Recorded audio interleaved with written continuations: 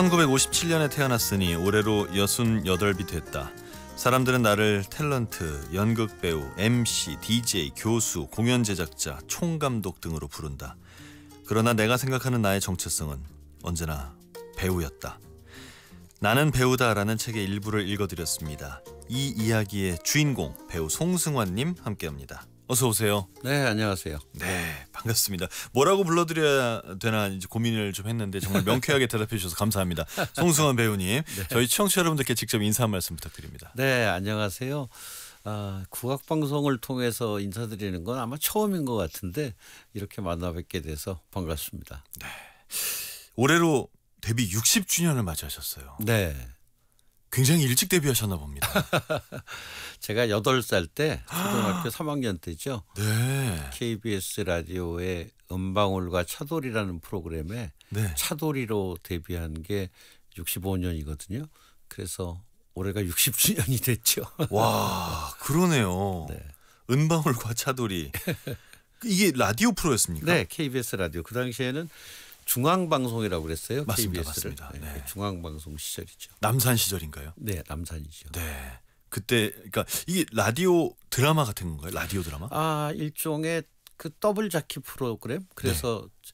청취자들의 사연도 소개하고 또 중간에 꽁트도 하고 뭐 초대 손님도 있고 뭐 그런 프로였어요. DJ군요, 말하자면. 네, 네, 네. 은방울도 한 분, 차돌이도 한 분. 네, 두 사람이 하는 더블 자키 프로그램. 그렇군요. 와, 진짜 옛날 방송의 어떤 포맷도 느껴지는 그런 추억의 또 이름입니다. 그런데 그 라디오니까요. 네. 애기 목소리만 내면 되잖아요. 그 당시에는 사실 아역성으로 하는 그런 거의 없었어요. 그죠, 대부분 그죠. 여자분들이 남자 네네. 어린아이 목소리를 내던 시절이었는데 제가 우연히 그 어린이 무슨 이야기 대회에 나갔다가 1등을 하게 됐고 네. 그래서 KBS 어린이 시간에 출연했다가 그 담당 프로듀서가 너 차돌이 역할 한번 해볼래? 해서 시작을 하게 된 거죠.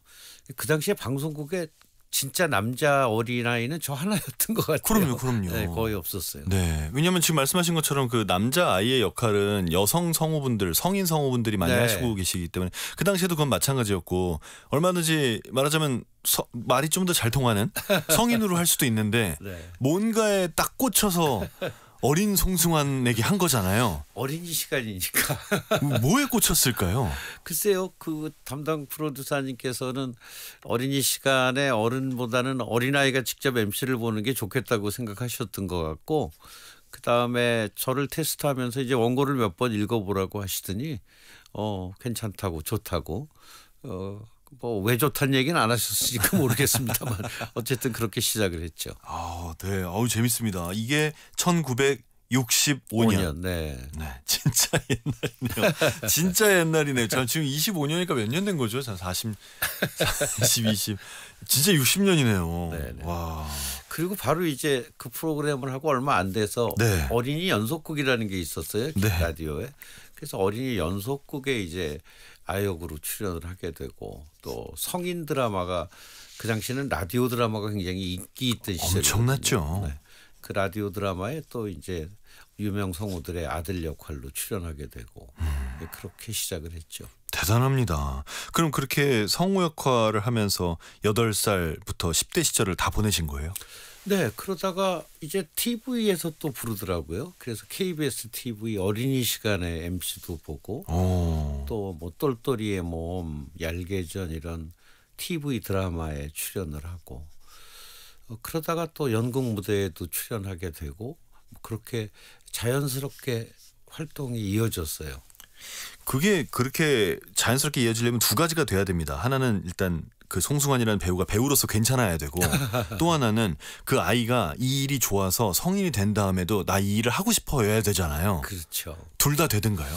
그랬던 것 같아요. 우선 재밌었어요. 방송국 가는 게 너무 재밌었고. 그래요? 네, 또 드라마 출연하는 게 너무 재밌고 또 어른들이 귀여워해 주시니까 더 좋고 방송국 가는 날 그때 엄마가 10원을 주셨던 것 같아요. 10원. 네.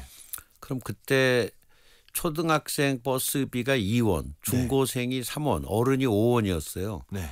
그러면 남산 KBS까지 왕복차비 4원 하고 그리고 5원짜리 아이스 케이크 하나 사 먹고 1호는 저금했던 기억이 있어요. 아니 그때 엄마가 같이 안 가셨습니까? 한 6개월 어머니가 같이 저랑 다니시고 그다음부터는 이제 혼자 다니라고 하셔서 와. 그다음부터는 혼자 다녔죠.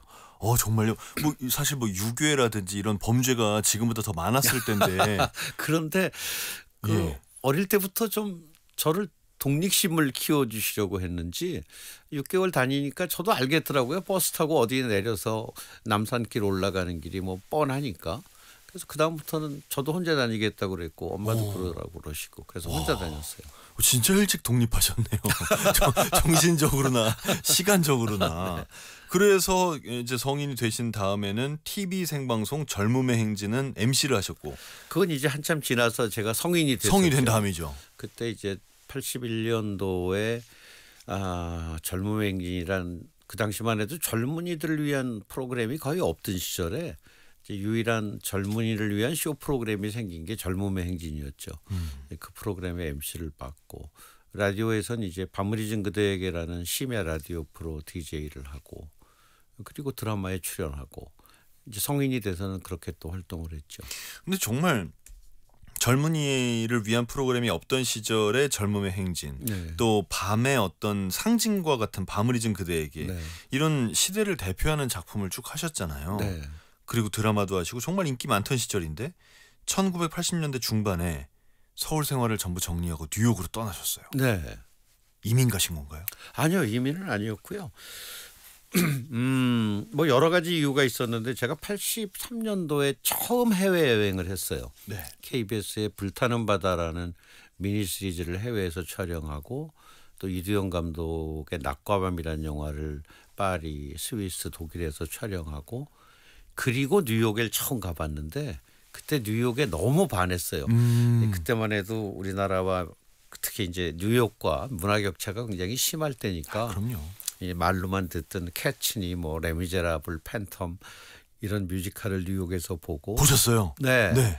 그리고 뉴욕의 곳곳을 돌아다니면서 이곳에 와서 몇 년 살고 싶다라는 생각이 굉장히 간절하더라고요. 20대니까. 네. 근데 마침 85년에 저희 집이 망했어요. 예? 부모님께서요? 부모님이 사업하시다가 크게 실패하시고 아이고. 그래서 뭐 그동안 젊을 때지만 제가 꽤 많은 돈을 벌었던 걸 다 날리고 예.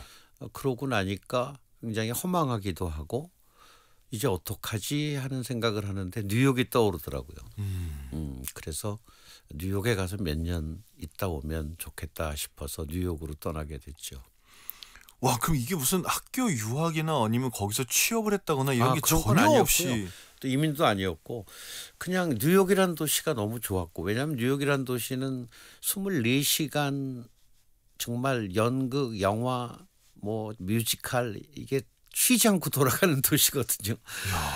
그런 도시에서 좀 살아보고 싶다는 욕망이 그때 컸고 근데 바쁜 스케줄 때문에 도저히 엄두를 못 내다가 뭐 집안이 좀 어렵고 그걸로 빚 정리를 하고 그러고 난 심리 상태에서 좀 쉬고 싶기도 하고요. 어려서부터 했으니까 또 뭔가 전환점이 필요하다는 생각도 들고 또 그런 생각이 들었어요. 20대 이렇게 잠도 못 자고 바쁘게 일하면서 돈 버는 것보다는 많은 걸 보고 듣고 느끼는 게 더 큰 재산이 아닐까 그런 생각이 들더라고요.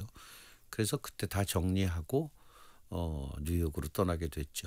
지금으로는 정말 멋진 생각인데 그 당시엔 그런 생각하는 사람 없었을 것 같거든요. 제가 뉴욕 간다고 그러니까 다 왜 가냐 제정신이냐 뭐 그런 분들이 많았는데 일단 저처럼 물어봤겠죠. 유학하는 거야? 아닌데? 그럼 그렇죠. 취업한 거야? 아닌데? 그럼 왜 가? 이랬겠죠 뭐. 전 구경하러 간다고 그랬어요. 뉴욕에 가서 실컷 보고 싶다. 그래서 사실은 한 3년 정도 있으면 좋겠다 생각하고 갔는데 한 6개월 더 있었죠. 3년 6개월 정도 뉴욕에서 머물고 88년도에 서울에 돌아왔죠. 참 그때는 그 해외여행 자유화 시대가 아니어서. 그렇죠.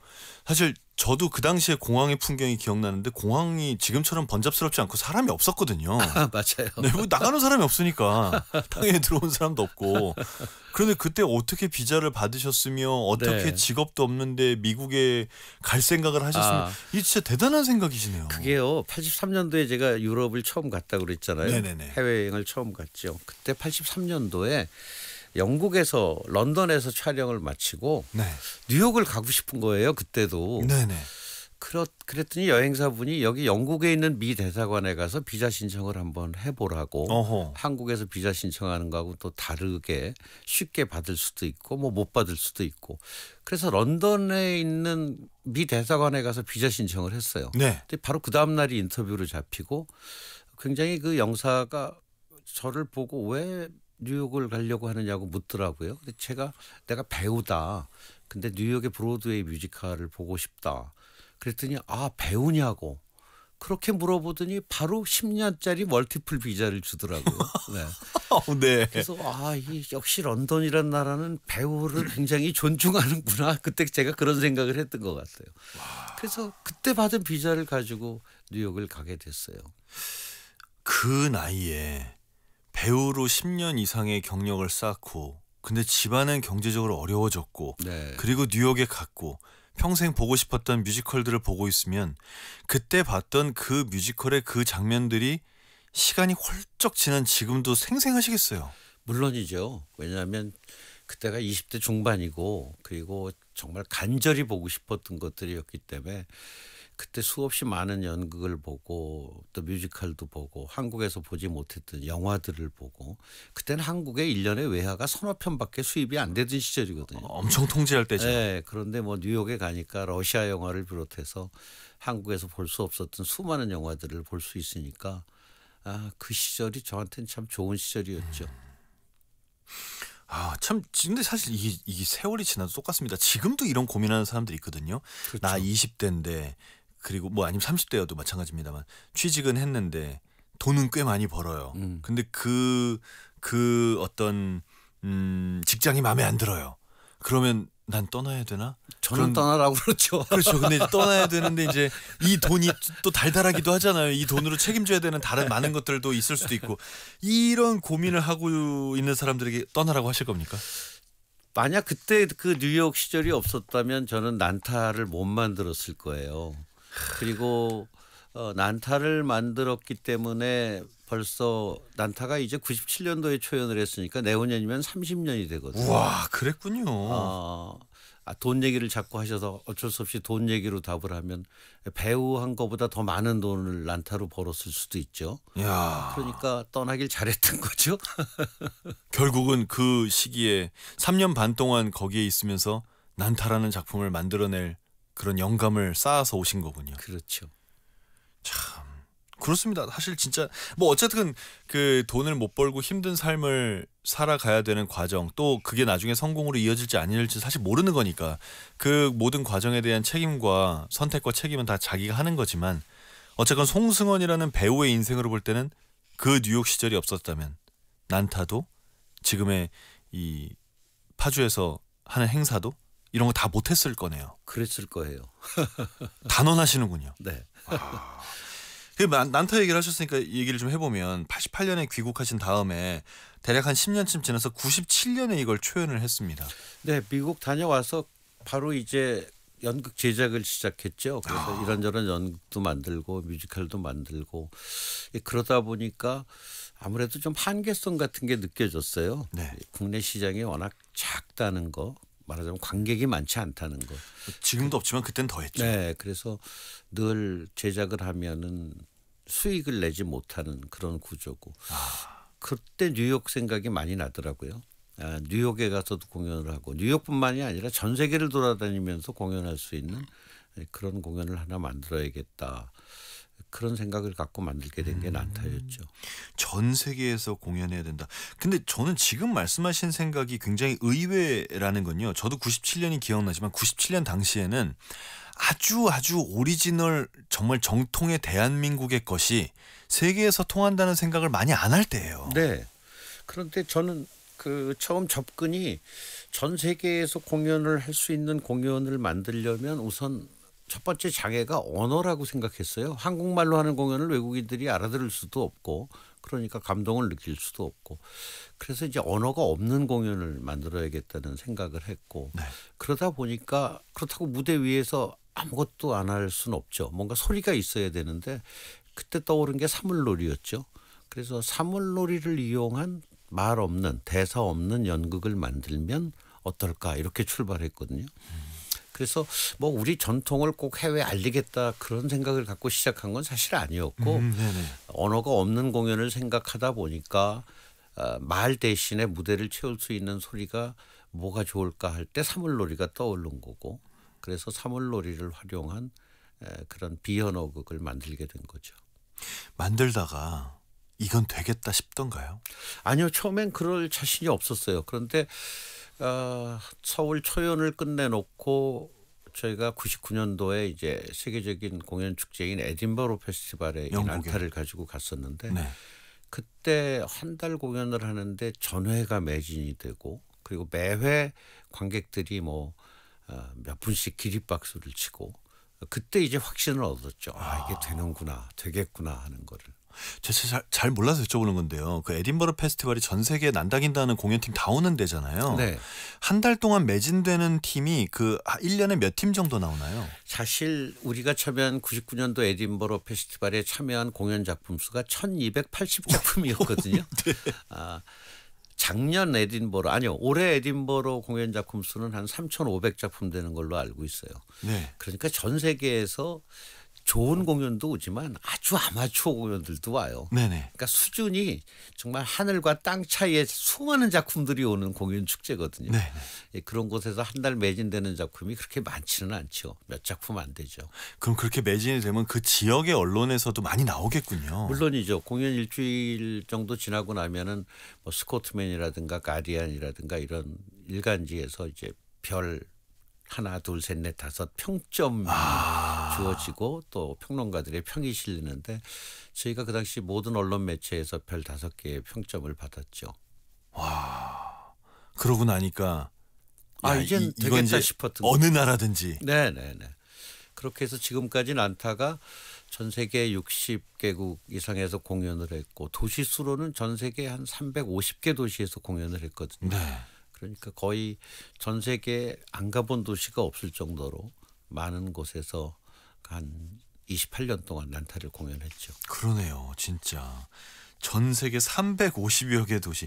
전 세계 350여 개 도시 이름도 다 모르겠습니다. 천천히 생각하면 그래요? 아니 한국의 도시 300개도 잘 모를 것 같다는 생각이 드는데 정말 네. 이 제작할 때는 처음에 이제 지금 말씀하신 대로 기획부터 전부 시작하신 거잖아요. 기획해서 작품까지 만들어가는 그 과정은 순탄하셨나요? 순탄하지 않았죠. 왜냐하면 우선 새로운 장르니까 다들 낯설어 하는 거죠. 극장에서도 이거 대사 한마디 없대는 연극을 뭘 믿고 극장을 빌려주느냐라고 처음부터 극장 대관서부터 힘들었고 네. 또 배우들이나 스태프들도 익숙하지 않으니까 도대체 말을 안 하고 하는 연극 근데 스토리는 있어? 또 사물놀이 리듬으로 주방도구를 두들겨? 도대체 꽹과리랑 비슷한 주방도구는 뭘 두들겨야 되는 거야? 뭐 이런 여러 가지 의문들이 많았어요. 그것들을 이제 하나씩 해결해 나가면서 연습을 진행했죠. 그럼 첫 극장 어디서? 포아마톨에서 공연했어요. 그때 대관 결정하신 분은 누군가요?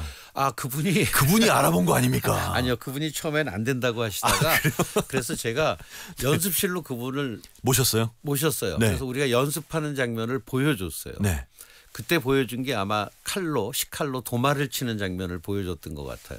그리고 또 다른 몇몇 장면을 보여줬더니 그분이 생각보다 굉장히 흥미롭네요 하면서 대관을 결정해 줬죠. 보시고 정말 결정을 했군요. 네. 아니 근데 이렇게 연극 제작 거의 10년 동안 이런 표현해서 죄송합니다만 어쨌건 계속 망하셨고 네. 그러면 난타를 제작할 때쯤엔 경제적으로 매우 어려운 시기 아닙니까? 왜냐하면 뉴욕 가기 전에 가정도 안 좋았고 뉴욕에서 많은 돈을 벌었을 리도 없고. 그래서 제 고등학교 동창 중에 저보다 돈이 좀 많은 친구와 동업으로 시작을 했죠. 네. 그래서 그 친구는 경영을 맡고 저는 창작을 맡고 그렇게 PMC 프로덕션이라는 공연단체를 친구와 동업으로 시작을 했고 지금까지 동업을 잘 유지하고 있어요. 지금도 거기 예술 총감독이신 거잖아요. 네, 그렇죠. 그 회사가 그 회사입니까? 그렇습니다. 동업하지 말라 뭐 이런 얘기 되게 많이 하는데 성공적으로 동업을 하고 계신 분이네요. 네. 그 친구는 연극을 별로 좋아하지 않아요. 대신 장부를 보는 걸 좋아해요. 수익이 나냐 안 나냐. 그것도 중요하죠. 네, 그래서 그 친구가 경영을 맡고 있고 네. 저는 이제 오로지 창작 어떤 작품을 어떻게 만들까만 고민하고 있고 두 사람이 역할이 겹치지 않으니까 동업이 잘 유지된 것 같아요. 2018년에는 평창 동계올림픽 총감독을 네. 하셨습니다. 근데 그러고 나서 개인적인 아픔이 있으셨어요. 네, 꼭 올림픽 때문에 나빠진 거라고 할 수는 없고요. 왜냐하면 원인을 몰라요, 이 병을. 어쨌든 제가 앞이 잘 안 보이죠. 시력이 굉장히 나빠져서. 그래서 뭐 좀 힘들었던 시기가 있었지만 이제는 많이 편안해졌어요. 왜냐하면 뭐 보지 못하면 다 들으면 되고 또 요즘 뭐 IT 기술이 워낙 발전해서 뭐 보지 못해도 대체할 수 있는 것들이 많이 있어서 지금은 뭐 물론 불편하긴 하지만 그렇게 일하는데 크게 지장은 안 받고 있죠. 정말 그러신가 봅니다. 그래서 이제 12월에는 또 무대에 서세요. 예, 더 드레서라는 연극을 2021년에 초연을 했는데 그때 코로나 따라 제대로 공연을 못했어요. 그렇네요. 그래서 2023년, 4년 세 번 공연을 했고 요번이 이제 네 번째 공연인데 제가 이제 올해 데뷔 60년을 맞았고 또 내년 1월 10일이면 제가 이제 또 7순이 되거든요. 그래서 이제 그걸 기념해서 올 12월 27일부터 내년 3월 1일까지 국립극장 달오름 극장에서 더 드레서라는 연극을 공연할 예정입니다. 그 배우로서의 장면이 많습니까?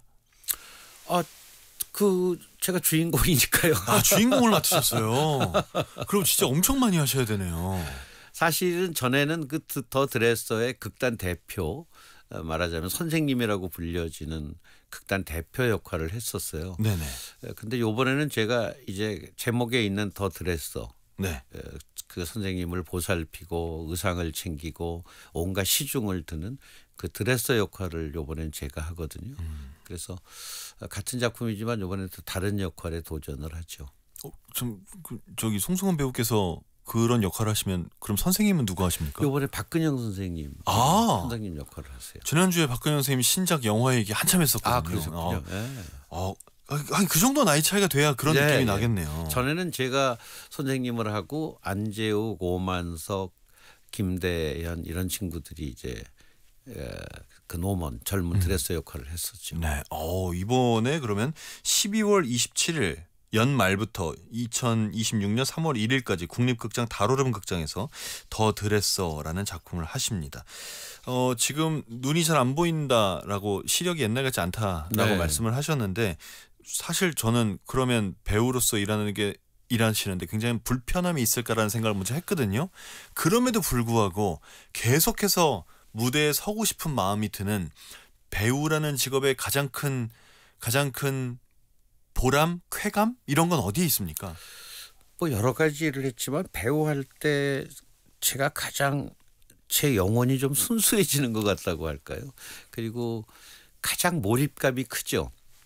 무대 위에 올라가는 순간은 그 무대 위의 세계 외에는 아무것도 생각 안 하거든요. 해서도 안 되고. 그래서 제가 사는 하루하루의 생활 또 제가 사는 이 세상과는 단절된 작품 속의 세계로 빠져드는 그 순간이 너무 좋거든요. 그래서 아마 연극을 계속하게 되는 것 같아요. 그게 연출자와 배우로서의 다른 마음가짐이겠군요. 그렇죠. 연출은 뭐 그렇게까지 그 작품에 몰입하기보다는 분석을 하는 쪽인 거고 배우는 이제 몰입하는 쪽인데 그 몰입하는 순간이 참 좋죠. 자, 그렇게 몰입하는 또 몰입해서 좋아하는 그런 배우를 보고 싶다면 연말에 국립극장 달오름 극장 더 드레서 한번 여러분 관심 가져봐 주시기 바랍니다. 0012님 항상 새로움을 창조하시는 송 배우님 기사를 볼 때마다 배울 점이 많다고 늘 느낍니다. 5025님 그때 뉴욕에서 발품 팔았던 경험 덕분에 어디서도 볼 수 없었던 무대도 연출하실 수 있었군요. 항상 멀리 보며 살아오신 게 느껴집니다. 또사님 젊음의 행진 진행하셨던 때가 엊그제 같습니다. 라고 의견 남겨주셨습니다. 잠시 음악 감상하시죠. 샤프입니다. 연극이 끝난 후.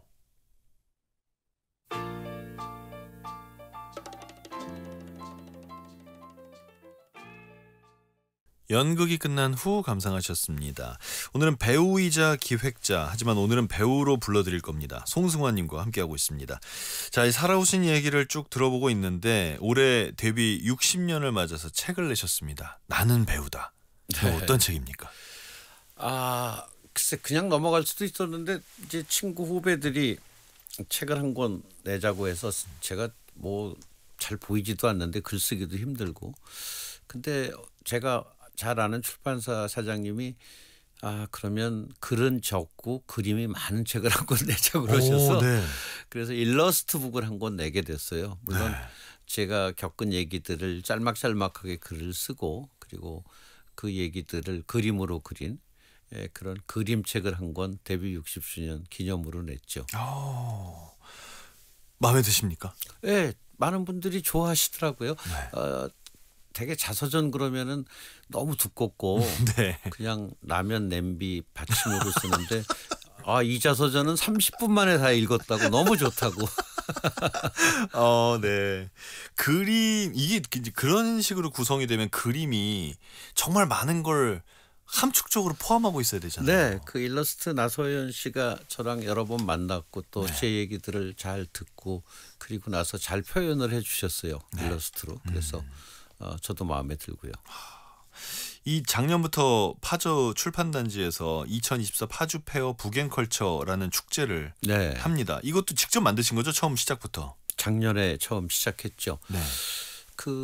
제가 파주에 몇 년 살았던 경험이 있어요. 그 출판 도시에서. 그래서 그 도시를 잘 아는데 네.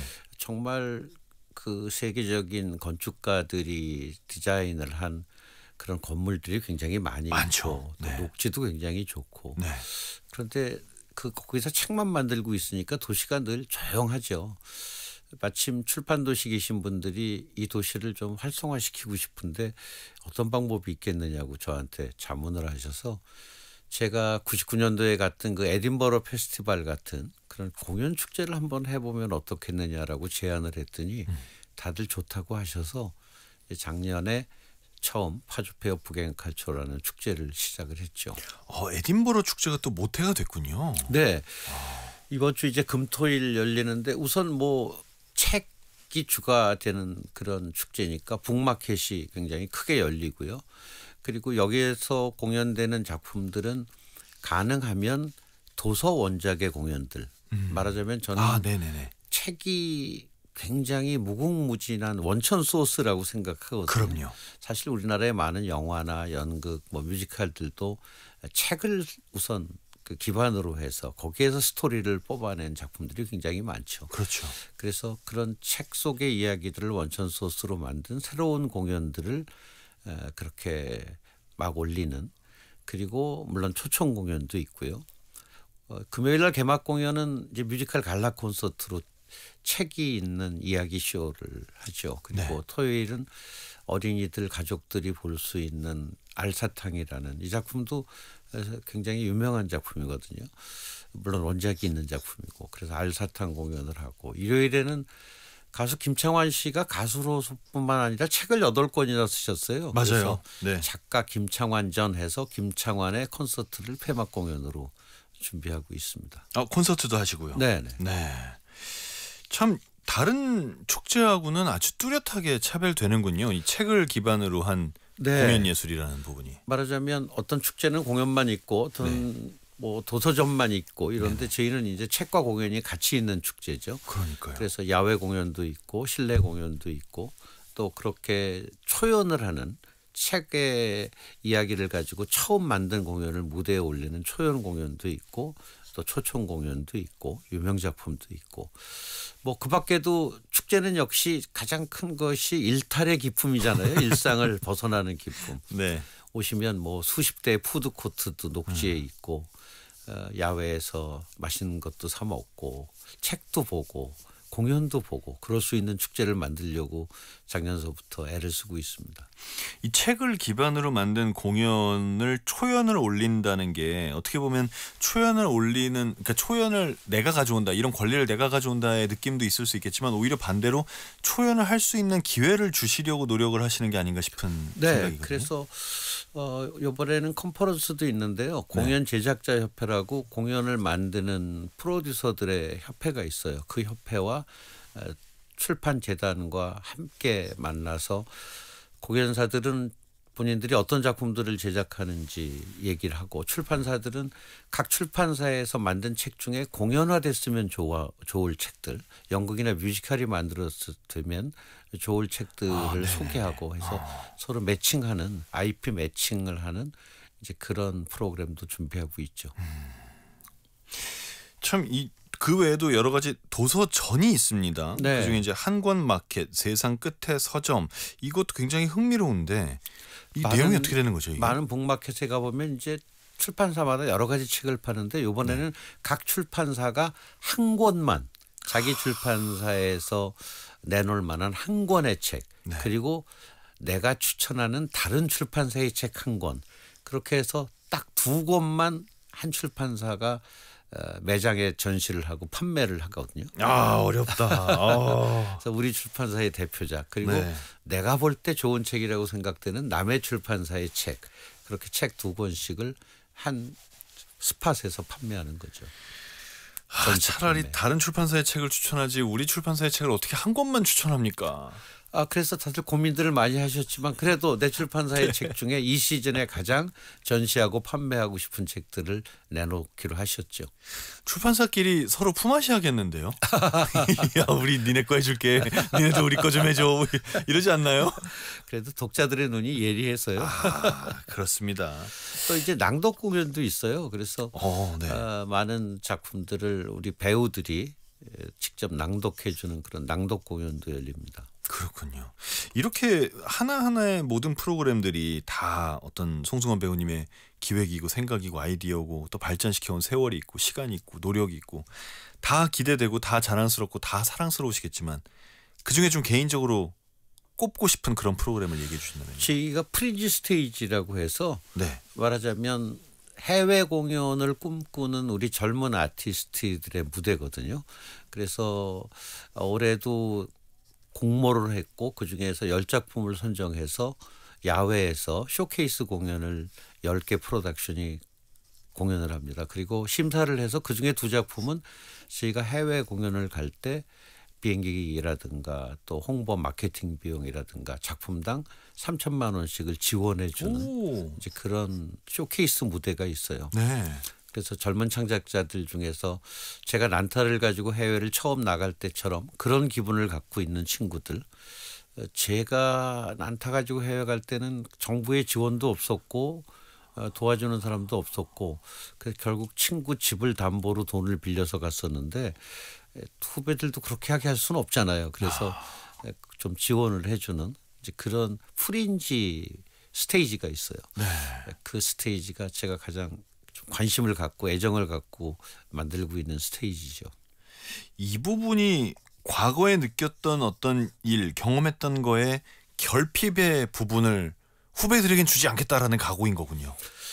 그렇죠. 이제 뭐 벌써 30년 전이고 제가 그때는 뭐 문화에 대한 인식도 지금 같지 않았고 또 한국 문화를 대하는 외국인들의 태도도 지금 같지 않았고 한국 문화는커녕 한국을 잘 모르던 시절이었고 그럼요. 네. 그러니까 여러 가지 저는 어려움을 많이 겪었지만 이제는 조건이 너무 좋아졌잖아요. 뭐 K컬처, K콘텐츠라면 오히려 외국인들이 찾아오는 때가 됐고 프리미엄이 생겼죠. 그럼요.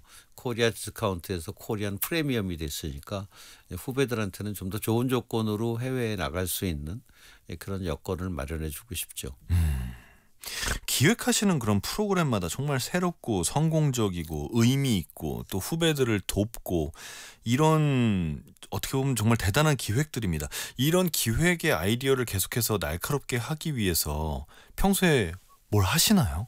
뭐 모든 아이디어가 다 제 아이디어라고 할 수는 없고요. 저희 함께하는 스태프들이 낸 아이디어들이 굉장히 많은데 글쎄요. 저는 젊은 친구들과 자주 만나요. 자주 만나고 제가 얘기를 많이 하는 것보다는 그 친구들의 얘기를 많이 들으려고 노력하고요. 그러다 보면 그 친구가 낸 아이디어를 제가 조금 손보면 좀 더 좋은 프로젝트로 발전시킬 수 있는 그런 기회를 많이 맞이하려면 역시 저는 사람을 많이 만나는 것, 그리고 이제 나이가 들수록 제 얘기를 하기보다는 그런 후배들의 얘기를 많이 듣는 것, 그런 것들이 이런 작품을 기획하거나 이런 페스티벌을 기획할 때 알게 모르게 도움이 된다고 생각해요. 한마디 한마디가 다 진짜 저희에게 가르침을 주십니다. 저도 그래야지라는 생각이 들고 있습니다. 그런 사람이 돼야지. 그래야 멋있는 어른이겠다 이런 생각도 들고요. 그리고 앞서 서두에 말씀하신 것처럼 여러 가지 정체성 가운데는 배우라는 걸 가장 사랑하고 아직도 배우라고 불리고 싶다는 말씀을 하십니다. 네. 그건 왜죠? 왜 다른 것 정말 경제적으로 혹은 사회 인문학적으로 성공하신 많은 다양한 종류의 커리어가 있으시잖아요. 근데 그중에 왜 배우입니까? 아까도 잠깐 말씀드렸지만 제가 가장 좋아하는 일이고요. 그 일을 할 때 가장 제가 순수해지는 느낌, 또 가장 몰입하는 그 경지에서 느끼는 감성이 좋고, 또 좀 더 솔직하게 말씀드리면 제가 시력이 안 좋아지면서 이제 어떤 것을 제작하고 연출하기에는 좀 이제 한계점에 도달했다는 느낌도 들어요. 근데 배우는 무대에 오르기 전에 이제 한두 달간의 리허설 기간이 있거든요. 그 리허설 기간을 통해서 제가 잘 안 보이는 핸디캡을 극복이 가능해요. 네. 그래서 연출이나 제작보다는 배우라는 일이 지금 제 여러 가지 컨디션으로 가장 적합하다는 생각도 들고, 또 그 일이 가장 재미있고 제일 좋아하는 일이고 평생을 해온 일이니까 아역 배우로 시작했으니까 이제 노역 배우로 마무리하고 싶은 거죠. 네. 노역 배우. 네. 개인 유튜브도 운영하고 계십니다. 송승헌님을 더 가까이에서 만나고 싶으신 분들이 있을 텐데 채널을 잠깐 소개해 주신다면요. 네, 송승헌의 원더풀 라이프라고, 코로나 때 제가 공연을 다 못했잖아요. 네. 그래서 갑자기 일이 없어져서 그럼 뭐 하지 하다가 유튜브라는 게 그때 생겨나서 그럼 이 유튜브라는 걸 활용해서 우리 원로 배우들의 좀 아카이브를 만들어 보고 싶다라는 생각으로 출발을 했어요. 우리나라 대중문화 예술인들이 너무 자료가 없어서 돌아가시고 나면 금방 잊혀지는 게 좀 아쉽고요. 네. 제가 개인적으로 좋아하는 김승호, 또 뭐 박노식, 최무룡 이런 배우들을 요즘 젊은 친구들이 전혀 모르더라고요. 외국의 마론 브란도, 제임스 딘을 알면서 한국에도 훌륭한 60, 70년대 뛰어난 배우들이 있는데 전혀 모르는 게 좀 안타까운 생각이 들고, 그래서 지금 활동하시는 배우 하다 보니까 가수 또 개그맨들 이제 그런 분들을 제가 인터뷰하는 이제 그런 동영상을 모아놓은 채널이죠. 뿌듯하시겠어요. 네, 제가 그동안 인터뷰한 분 중에 벌써 고인이 되신 분들이 몇 분 계세요. 현미 선생님이 고인이 되셨고, 또 얼마 전에 전유성 선배도 고인이 되셨고, 근데 마침 제가 그분들을 다 인터뷰해 놨거든요. 그래서 그렇게 제가 기록을 남겨놓을 수 있었다는 게 참 다행이다라는 생각이 들죠. 정말 그렇습니다. 자, 이렇게 배우로서 또 여러 가지 역할을 소화하시면서 평생을 대중에게 많은 영감을 주시면서 이렇게 살아오셨는데 앞으로의 계획과 목표는 무엇인지 굉장히 궁금합니다. 그냥 있으실 것 같지 않은 분 같아서요. 아니요, 특별한 계획 없어요. 그렇습니까? 그냥 지금처럼 했던 것처럼 네. 배우하고 네. 뭐 또 머릿속에 좋은 아이디어가 떠오르면 직접 제가 제작 연출은 못하더라도 그 아이디어를 후배들한테 줘서 기획을 하고 뭐 그렇게 살다 가면 되지 않을까 싶어요. 지금까지도 어떤 특별한 계획을 세운 적이 없거든요. 그냥 하다가 이거 한국에서 연극하다가는 망하겠다. 그럼 해외에 나가야겠다. 그래서 난타 만든 거고, 또 난타를 하고 나니까 수익이 생겨서 그 돈으로 여러 가지 창작 작품들을 만든 거고, 그러다 보니까 어느 날 또 평창올림픽 개막식 연출을 의뢰받았는데 그거 재밌겠다 싶어서 한 거고, 이제 눈이 나빠져서 잘 못 보니까 이제 배우나 열심히 해야겠다. 그냥 그렇게 살아왔고 앞으로도 그렇게 살 생각이에요. 또 특별한 계획이나 목표는 없습니다. 계속 그렇게. 네. 계속 그렇게라는 말이 참 어려운 말인데 왠지 기대를 하게 됩니다. 계속 그렇게 오래오래 계셔주세요. 감사합니다. 네, 오늘 시간 내주셔서 감사합니다. 예, 고맙습니다.